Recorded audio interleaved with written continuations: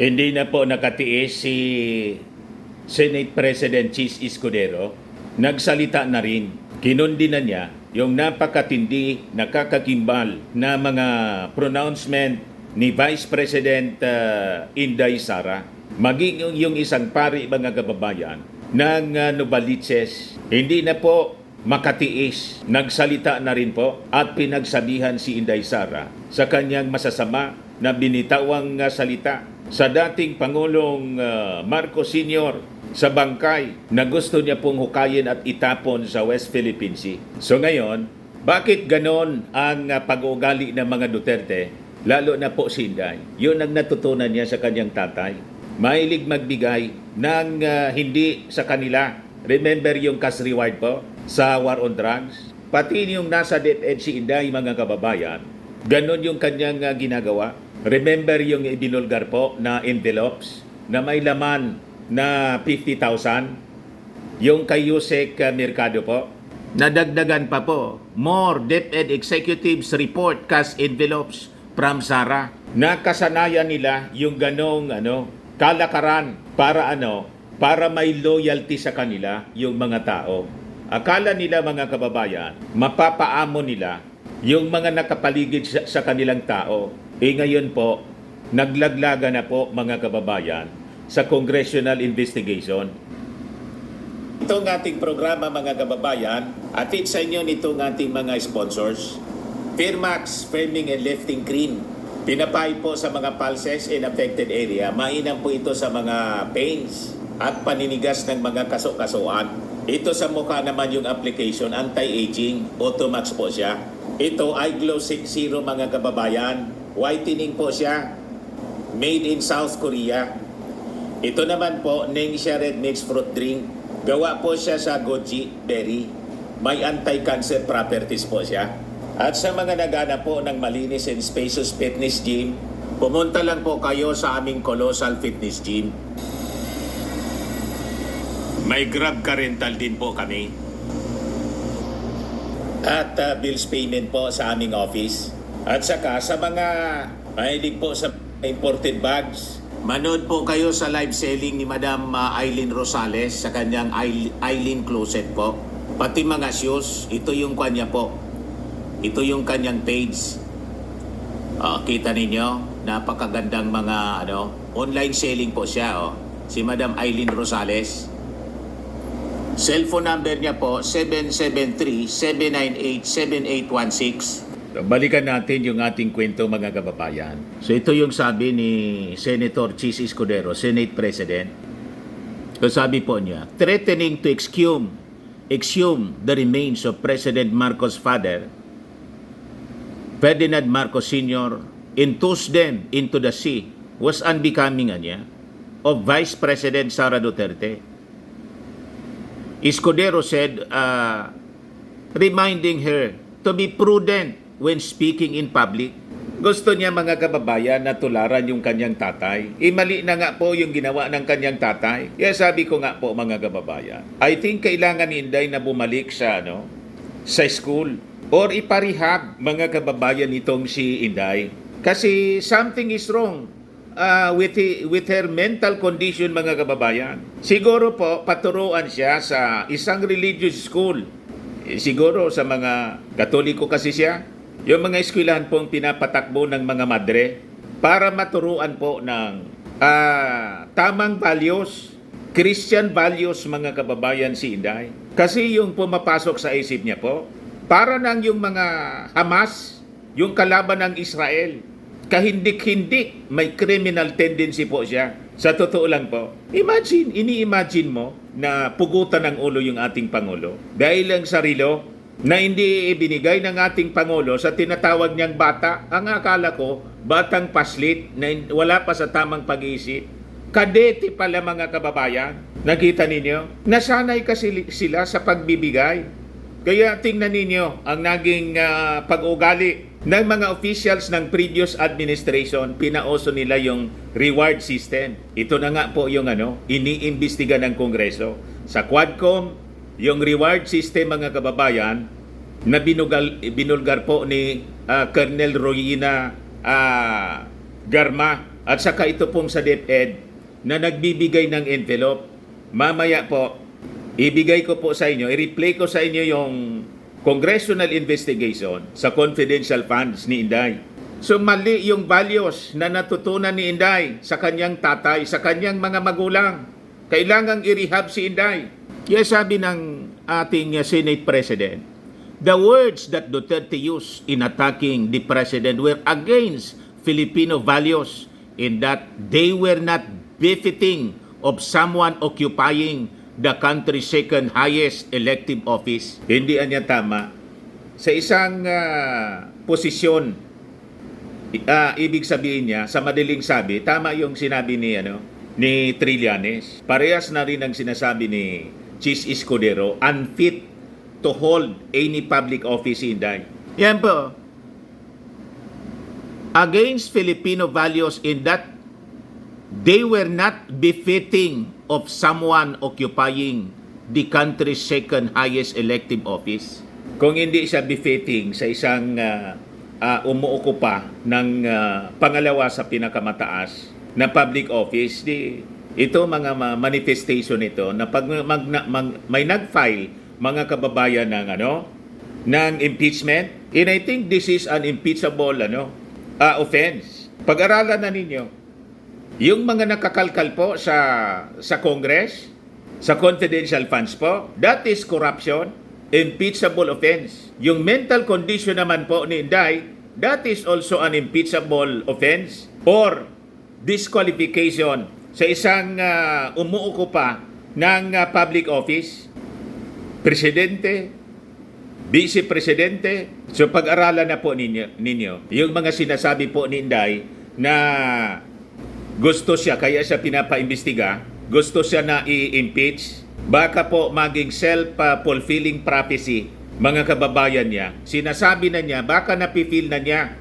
kasi alam niya yung kanyang ginawa sa DepEd at saka ngayon sa Office of the Vice President, mga kababayan.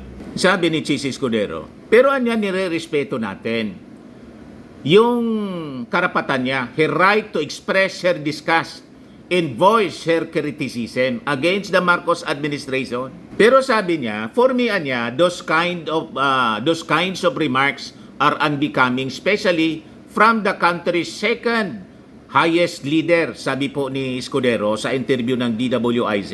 Marami anyang hindi nagustuhan. Many did not like it, including her use of words that are inappropriate when said on television or in front of children.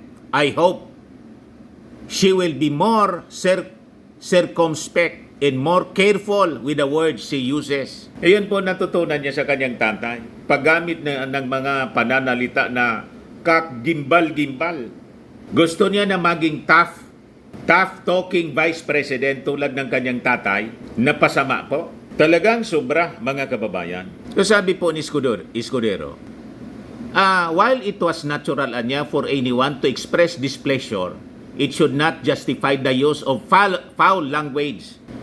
These are not the words that government officials anya should use, and you should not make light of these things or just dismiss them as jokes. For me, these are serious matters that affect people's lives. You should not treat it as a joke, much less say it in public. Baliw lang po ang magsasabi ng ganon. Pugutan mo at may pa-action-action ka pa.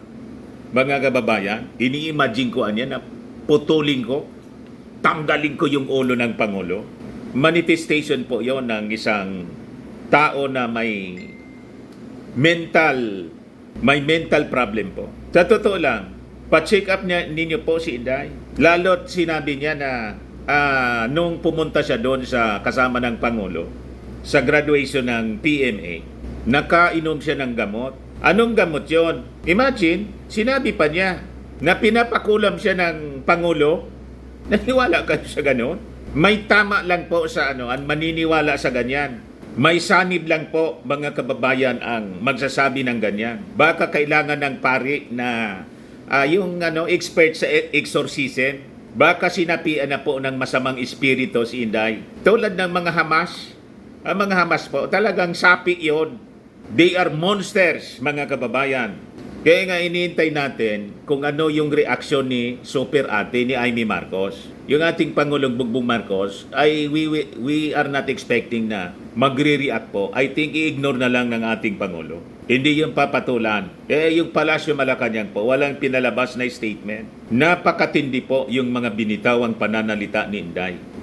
Not befitting, sabi ni Escudero, na binibigkas ng isang public official, lalo ng isang vice presidente. Kaya sabi po ni Congresswoman Zamora, this is very un-Filipino. Yan o. Congresswoman Zamora slams BP Duterte's threat to dig up Marcos senior remains. Ako tingin ko itong tama na to ni Inday Sano, itong sugat na to, piklat na to, self-inflicted po. So may tendency si Inday, mga kababayan, tingin ko lang po, maniwala kayo yung sinabi niya sa video na may nagpagurgur sa kanya? Dito niya. May gustoan niya magurgur sa amin. Tinanong, sino niya? Sila niya. So, it is an hallucination, mga kababayan o Pinday. Kung may magurgur sa kanya, may pumasok sa kanyang kwarto o kung saan nag-atake sa kanya, may narinig kayong balita po of attacks against the Vice President. Mabuhay pa kaya po sa dami ng kanyang bodyguards? Nasabi nga po, mas marami pa kaysa sa Pangulo. Pero nagreklamo pa si Inday. Siguro, sniper, hindi ganyan na laslasin yung liig niya. Di ba? Walang assassin po na nasa tamang pag-iisip na close attack sa pamamagitan ng knife, gurgurin yung liig ni Inday. Mabuhay pa yun, makalabas pa yun sa kwarto or sa bahay nila. Sabi ni Inday, kuhanan niya, silang lahat, may problema po. I think kailangang agapan po si Inday, mga kababayan. Ma-counsel po, professional help ang kailangan po ni Inday. Sinabi ko na po siya. And I am serious. Para hindi po mapahamak siya mismo. Kasi pag ginayaan ninyo, baka makapanakit si Inday because of the pressure sa kanya ng congressional investigation. Agapan ninyo si Inday. Kung mahal ninyo si Inday, agapan ninyo. Kakaiba na po ang kanyang pinapakita. Kaya sabi po ni House Assistant Majority Leader in Taguig City 2nd District Representative Pami Zamora, using and disrespecting the dead runs counter to our culture. For us Filipinos, that is a no-no, sabi po ni Zamora. Yun din yung sinabi natin, baka napanood niya yung video natin, mga kababayan. Ang kawalang-galang sa patay ay hindi makatao at lalong hindi maka-Filipino. Hindi natin ginagawa yan sa sino mang patay, kamag-anak o hindi. Desecration po. Desecration of the dead ang ginawa ni Inday, mga kababayan. Kahit nga po si Adyong, isang Muslim, kinundi na po. Napakatindi po ng mga binitawang pananalita ni Inday. Nakakatakot. Sabi niya, in fact, we love our departed. We visit them in the resting places wherever we can, sabi po ni Zamora. Ironically, Senator Marcos considers Vice President Duterte as her friend. She would defend her every now and then from her critics. Wala na, hindi na po. Tahimik na po si Amy Marcos. Tinicheck ko yung kanyang page po. Busy sa ayuda, kung saan pumupunta po. Busy sa pangampanya. Pilit, mga kababayan niya pinagtatakpan siguro or ini-ignore lang. Senator Amy, pag hindi po kayo nag-react, talagang matatalo kayo sa eleksyon. Isusumpa kayo ng mga supporters ninyo, mga Marcos loyalist. Yang mga Marcos loyalist nagugusto sa inyo na mga anak dahil sa inyong tatay na dinisrespect ngayon. Kaya hindi na pwede yung pamamangka mo sa dalawang ilog. Sa totoo lang, with that statement ni Inday, she is declaring all-out war sa inyo pong pamilya. It is like Hamas in Israel. Yan ang katotohanan by analogy po. Ang tingin po sa inyo ng mga Duterte, manggagamit daw kayo, hindi pa kayo nagigising. Gumising na po kayo, Amy Marcos. Ngayon, tingnan ninyo itong sabi ng isang pari. Tinagsabihan si Inday, You have to address anya tension with respect and dignity. Wala siyang ganon. Madaling sabi, napakawalang modo. Sabihin mo yon na gusto mong tanggalin yung ulo ng presidente. You are promoting violence. Iisipin ng mga nakarinig na bata na tama ang ganon. Butit, kaya sabi ng isang congressman, ang pinakamagandaan niyang ginawa ni Inday sa gobyerno, yung nag-resign siya sa pagiging DepEd Secretary. Lalo siguro kung si Inday magdesisyon na lang, advice na lang po ninyo. Mag-resign na lang po siya as Vice Presidente. I think pag ginawa niya yan na mag-resign siya, baka hindi na po ipagpatuloy ng Congress yung congressional investigation. Pabayaan na lang, patawarin na lang siya. Yan pag nag-resign siya. Pag hindi po, baka matuluyan siya na makulong mga kababayan. If not na mawala sa sarili because of the pressure sa kanya. Yun ang itsura ni Inday. Worse, pati yung kanyang kapatid, si Baste, ganun din. Nag-react din sa sinabi ni Baste. Nag-react din po si Escudero. Sabi kasi ni Baste, pag sila daw nakabalik mga kababayan sa poder sa 2028, hihilingin niya na maging Defense Secretary. At itutulad niya sa Marawi yung Ilocos Norte. Ganon katindi. Sabi ni Escudero, according to Escudero, government officials regardless of their positions should respect their offices and avoid public statements that could damage the institutions they represent. He added that, like many, he was surprised and did not expect her comments. Escudero reminded officials, including Davao City Mayor Sebastian Baste Duterte, that remarks like his claim to crush Ilocos Norte like Marawi when he becomes Defense Secretary are not appropriate and should not be treated as jokes or merely humorous anecdotes. Escudero stated that these are serious matters affecting people's lives and should not be taken lightly, especially in public discourse. Pari-parehas po sila, mga kababayan. Kaya sabi ko, pakiusap ko sa 31 million Marcos supporters po, may mga pages po kayo. Tumulong kayo sa pag-educate sa mga butante. I-viral po ninyo ang lahat ng mga videos natin. Click subscribe and share po. Yun ang pwede ninyong maitulong po. Kung may pagpapahalaga kayo sa ating bansa, na alam ko naman ganun po kayo. At may pagmamahal kayong lubusan sa ating Pangulong Marcos at Marcos Sr. Dinidisrespect na po, kaya i-viral ninyo ito para ma-educate natin yung lahat ng mga Pilipinong makaiwas sa ganitong uri ng mga leaders. Yun lang naman ang pwede ninyong maitulong sa aming mga vloggers. Mahirap ba yun po na gawin? Share lang po ninyo. Share ninyo. Para marami tayong maabot na mga Pilipino. Kasi yung mga supporters po nila, baka maka-influence pa po yung mga vloggers nila. Marami pa rin pong nauuto. May mga dating Marcos supporters na mga nanonood sa akin na nalason ng mga bumaliktad, lalo na po yung vlogger po sa Amerika. Marami akong mga supporters po na laso noon, hindi na nanonood sa atin, naniniwala na sa kasinungalingan noon. Hindi, wala man akong magawa po. Ayaw ko man makiusap sa kanila na bumalik sa akin. Di ba? Paano na-influensya po? You see, yun ang nakakalungkot.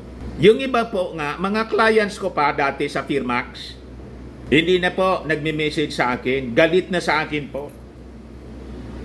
I just pray to them, for them pala.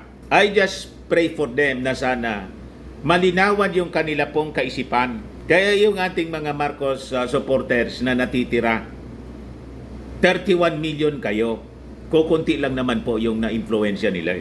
Magtulong-tulong po tayo. Share ninyong share. Lahat ng mga vloggers ng Marcos administration, i-viral po niyo. Hindi man kailangan ako lang. Isipin ninyo para ako sumikat. Wala pong ganun tayong intensyon. So far, okay na po ako. I am comfortable sa aking buhay, sa aking kalagayan. Ang concern ko po, ang future ng ating bansa, ang future ng ating mga anak. Imagine magkaroon tayo ng leader na ang ugali po parang Hamas. Talagang kahindik-hindik, mga kababayan. May criminal tendency. Gustong pugutan po yung ating Pangulo. Ini-imagine ko, tanggalin ko yung ulo ng ating Pangulo dahil lang sa relo. You see, napakababaw. Kaya napariak na po si Chis Escudero. Balikan natin itong pari.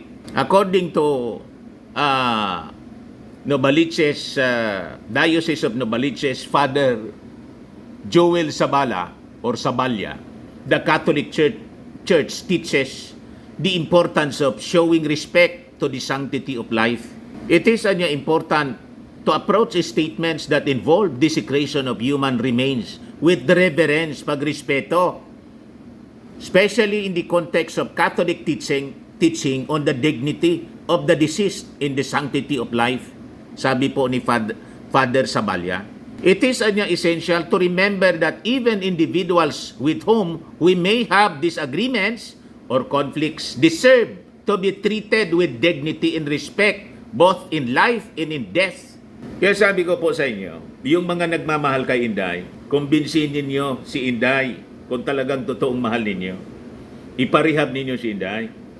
Ibalik ninyo sa eskwelahan, siguro sa isang Catholic school or Christian school run by nuns or Christian pastors na matino, hindi yung tulad ni Pacquiao. Doon siguro yun na natuto. Si Pacquiao din, sabi, kinukulam daw din siya. Kinukulam daw. Nag-import pa ng mangkukulam si President Marcos at si galing India niya. Naalala ninyo yon? Si Lisa Marcos, para daw ipakulam siya. Malamang yun ang naka-influensya kay Inday po. You see, it is a cult belief, mga kababayan. Very dangerous siya. Kasi pag kulto po, ang tingin niya, ang kanyang paniwala, totoo, tama. Kaya itong sinabi ni Inday na ang tingin niya tama yon, na gusto niyang i-please yung bata na sinasabi niya, kadete pala, matanda na, ini-imagine niyang tanggalin na yung ulo ng ating Pangulo, pati yung katabi niya si Gibo Teodoro. So makakagawa siya ng karumal-dumal na krimen dahil lang sa napakababaw na rason. Ano yon? So ito yung mga balita ngayon. More DepEd executives report cash envelopes from Sara. So naging talagang SOP, standard operating procedure sa kanila, yung magbigay reward system para para hindi, mga kababayan, hindi sila inilaglag pa rin po kasi alam nila hindi tama.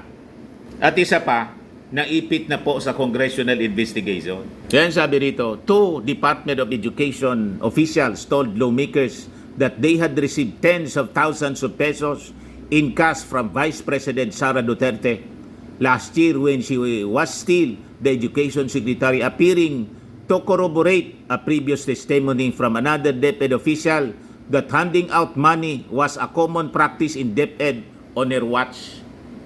Kaya na-depress si Inday kasi nilaglag na siya ng kanyang mga officials. Tolero yung kanyang isipan, mga kababayan. Pwede man niya itong itama, mga kababayan, kung gugustuhin niya. Kaya lang masyadong ma-pride, egoistic. Isabi ko sa inyo, sabi sa Bible, pride comes before distraction. Kung ang ginagawa ni Inday, self-distraction po. Hindi man siya tatantanan ng mga congressmen. Yan ang sabi mismo ni Pastor Benny Abante, isang Christian pastor, Baptist pastor, Congressman Benny Abante, to baruan niya the statement of Mike Enriquez. Hindi namin kayo tatantanan. You see? Hindi mo yun matakot, napakatapang nun ni Benny Abante, being a Christian pastor. Ang kinatatakutan lang niya, mga kababayan, yung ating Panginoong Jesucristo. Yan po ang isang Christian pastor. So ito po, i-replay ko sa inyo yung congressional inquiry ng Committee on Public a good government and public accountability. Yung pagtatanong po ni Congressman Valeriano. Siya yung nag-privilege speech po para sa investigasyon ng maling paggamit ng confidential funds ni Inday sa DepEd at sa Office of the Vice President. Ito po, pakinggan natin mga kababayan. Ang tanong ko po kung pwede kay Attorney Resty Oseas. Tama po ba, Oseas? Yes, sir. Good Attorney afternoon po. Oseas, you are recognized. Mr. Chair. Thank you po. This is in regards to Yusek Gloria Mercado. Yan, yung Regarding unang po nagsabi. Sa statement niya last hearing. According to her, nag-lunch kayo sometimes in October 2023 sa Linden Suites. Do you confirm that? Good afternoon again, Mr. Chair. Yes, sir. I confirm that. There was an activity. I think it was a training on procurement. And I'm just not quite sure about the date, but there was such an activity. October. And, October, sir. October. Yes. Apat yata kayo. The two is in DepEd consultant. Tama po? Initially, sir, we were not just four. We were a group, including our staff. And then, but we were in one long table. And yes, with two others, me, Yusek Law, and some other staff, sir. And during that meeting, according to Yusek Gloria Mercado, nung last hearing po, nilapitan daw siya ni Asek Munsayak at nagsabing mag-usap-usap na lang kayo tungkol sa bidding para sa DepEd Computerization Program for 2022. According to her, that statement was made to her in your presence. Totoo po ba to? I recall in that meeting that then ASEC Reynolds Please Mulsaya. answer. Yes, sorry. Please Totoo be po ba? responsive to the question. Yes, yes. Yes, sir. Yes, sir. Yes, sir. So, totoo po. Sa pagkakaalala niya po, ano ang sinabi talaga, yung talagang salita ni Asik Musaya? Ano po ang naintindihan niyo ron? ASEC, we were discussing, I think it was about the utilization of the funds for the procurement, sir. And it was a discussion like there was something like there is a need to be able to utilize the funds immediately. And there was some kind of a remark that, something like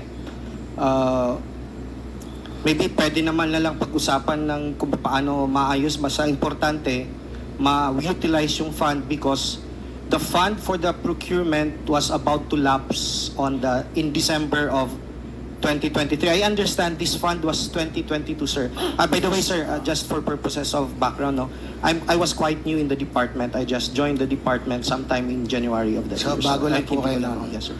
At that time, you were already familiar with Mr. Musaya. Kilala niyo na po siya as Assistant Secretary? If I recall it right, I was former HR director, sir. Yeah. So, if I recall it right, Asek Munsayak was the appointment of Asek Munsayak was, I think, October 1st of 2023. So, he was presented as one of the new officers of the DepEd. I think in that flag ceremony of that week. So that was the first time I saw him. And I think the very first interaction with him was on that So, nung lunch. marinig niyo po yung statement niya ni Asek Munsayak, what is your reaction? I was a bit surprised, but at the same time, I was also amused, sir, because as a lawyer, I thought it was just a joke, no? The offhand remark on something like talking about it. I thought it was some kind of a joke. It was just nothing. I didn't really mind it that much. Thank you, thank you. Yes, sir. So, Mr. Chair, mukhang totoo nga na may naging pahayag si Mr. Munsayak kung saan sinabi niya kay Yusek Gloria na noong panahon na yon as head of procuring entity na siyang nagre-review ng dokumento ng mga bidders, pinagsabihan niya nga na ituloy na lang. At kung saan hindi tinanggap ni Yusek Gloria yung mungkahi na yon at dapat masunod yung tamang proseso. Nakakapagtaka lang, Mr. Chair, na si ASEC ay head ng procurement at malapit na kaibigan ni BP Duterte, na siya pang nagpahayag o nagpahiwatig sa isang head ng procuring entity at pati na rin sa harap ng isang back chairperson. Mr. Oseas, noong huling hearing, sinabi din po ni Yusek Mercado na kayo'y isang direktor sa DepEd.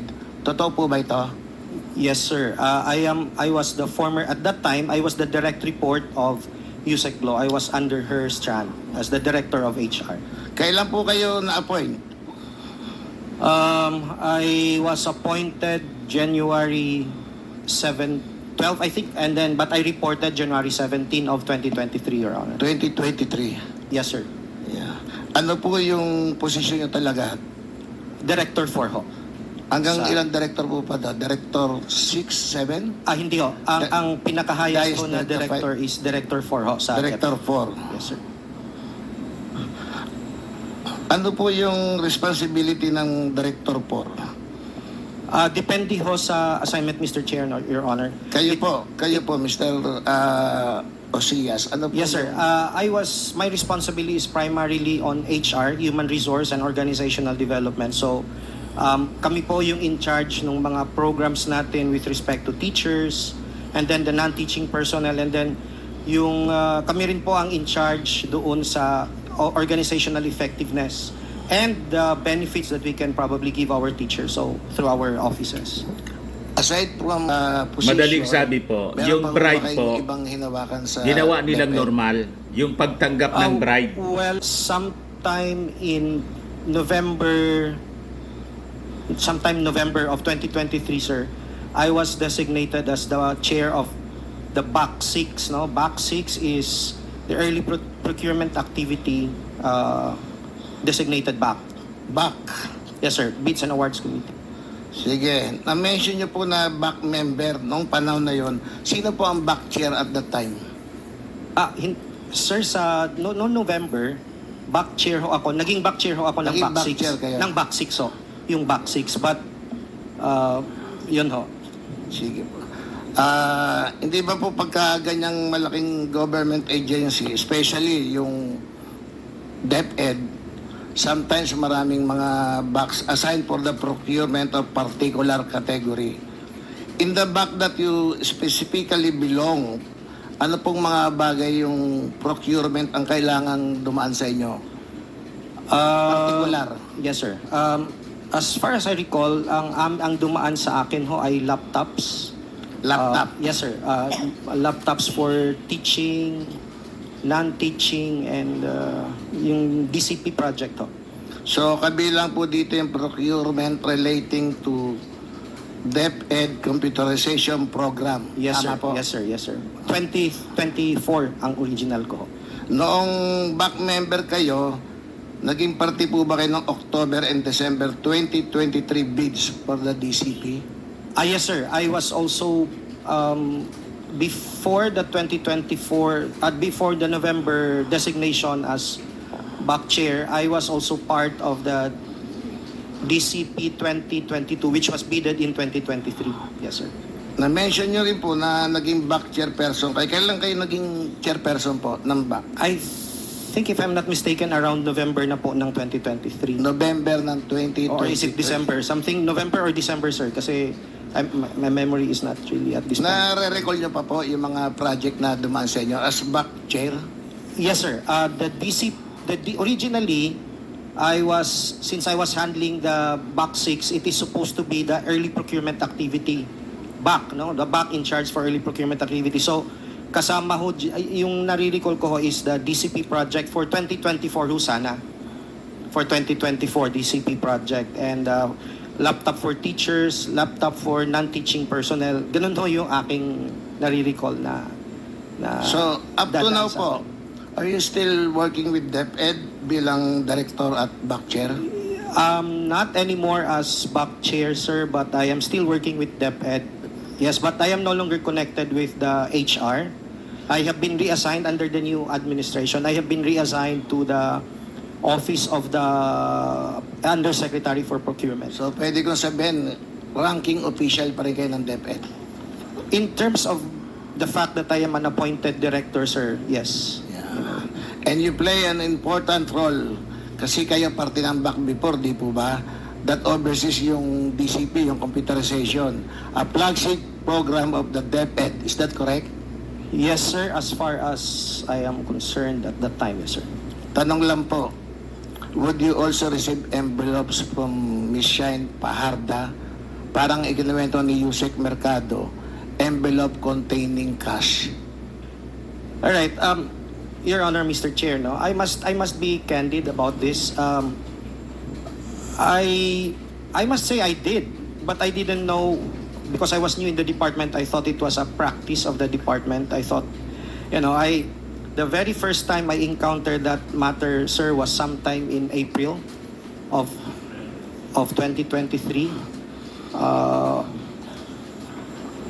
I didn't know I was summoned to the office of ASEC Shine, and then I was given an envelope, and it was later on I found out that there was money in it, but it was not because I was a BAC member or whatever yet, because I was not at that time. At that last hearing, sabi ni Yusek Mercado, kung natatandaan ko, 9 envelopes yung natanggap niya amounting to 50,000 each.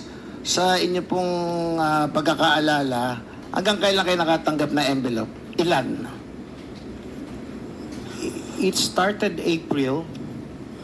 I think it was until September of that year.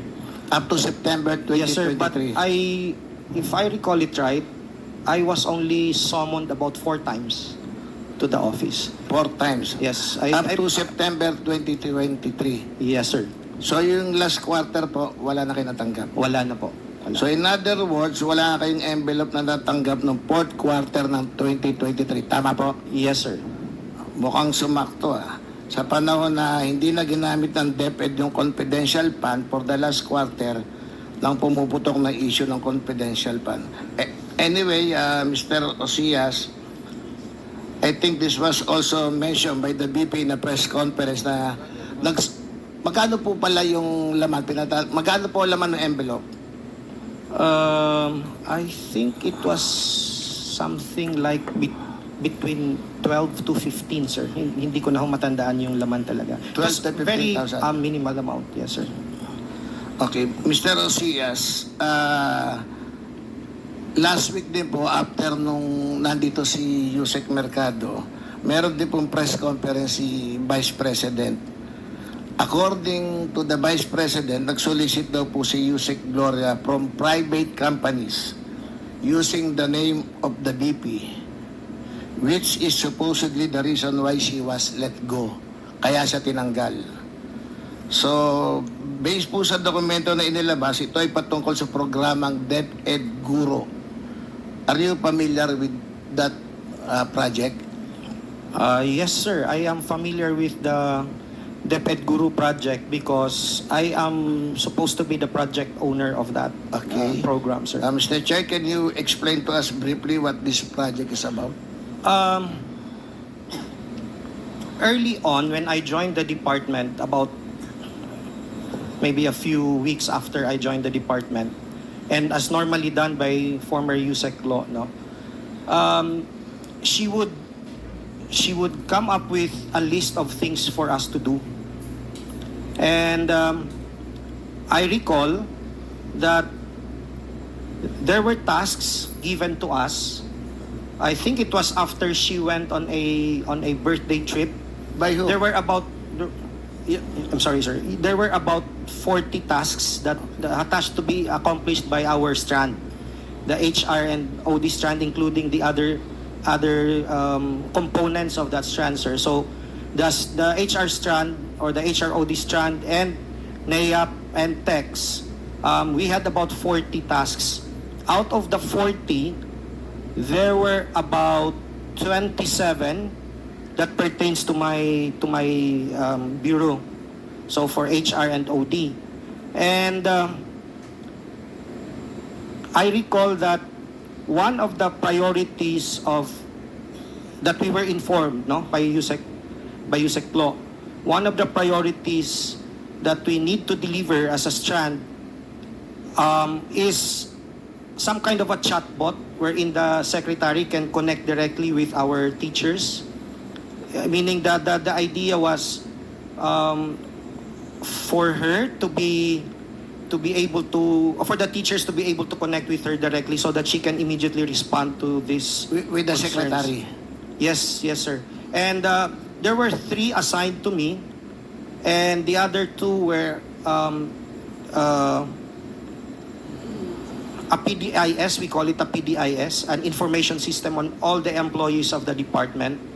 And the other one was a hiring process which will minimize the engagement of the human intervention. No? So the computations were all done by the system, something like that. So there were 3. So DepEd Guru was more on the aspect of that parang immediately makakausap ni VP yung mga teachers so they can immediately raise to her the concern. Kasi the thing there, sir, is if you use the idea there is if you use the current social media processes like Messenger, etc. No, there are about at that time there were about 888,000 plus teachers. So just imagine if a teacher comes up with a concern, and there were so many of them, matatabunan lang ho yung kanyang concern, and there is no possibility for example, the VP to be able to answer the concern. So there has to be some kind of a different approach to it, some kind of technological approach, wherein it will ensure that the VP is able to answer all these concerns because there are really many of our teachers. Thank you. So the DepEd Guru, sir, is for that purpose. According to USEC Mercado din po, at that time, nangailangan din kayo ng external partners para sa project na to. Tama po?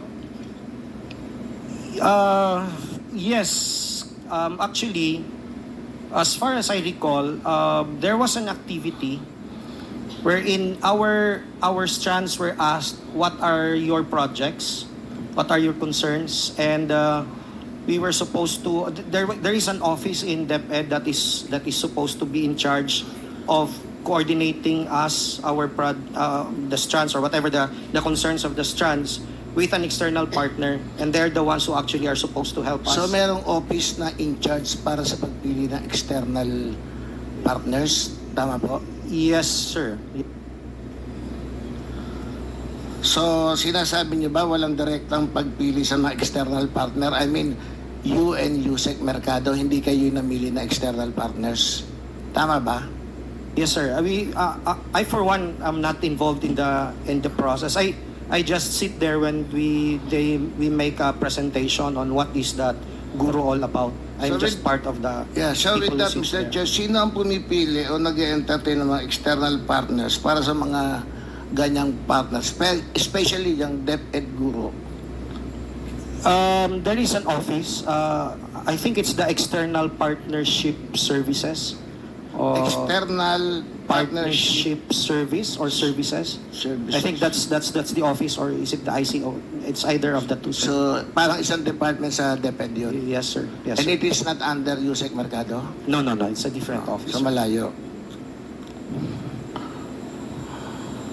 Sa pagkakaalam po ninyo, ano yung mga kailangang programang ito mula sa external partners? Why you need that external partners? Ano yung kailangan nyo sa kanila? Well, from what I understood at that time,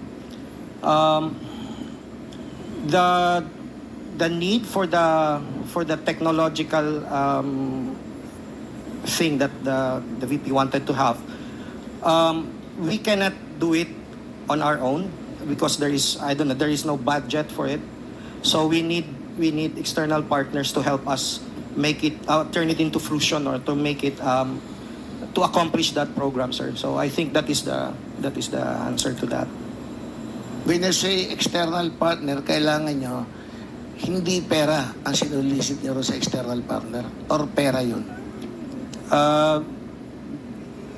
If I will relate it to the DepEd Guru, it was not money that we wanted to... Hindi that- pera. Yes, sir. It was like, because the DepEd Guru has components, no? It's like technology and other matters, hardware, software.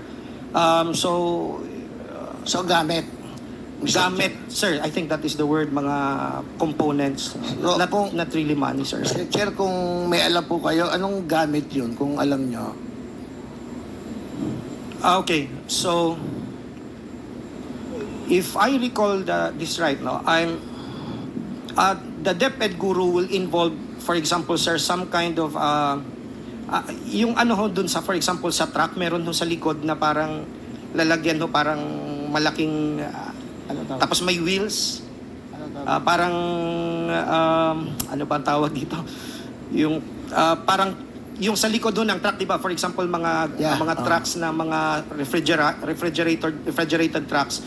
'Di ba yung likod do parang may mga closed na portions sa may gulong. Yeah. For example, yan no is one kasi the design is nandun sa loob nun yung mga gadgets na ilalagay, because the intention was to have 3 of these kinds of equipment in Luzon, Visayas, and Mindanao.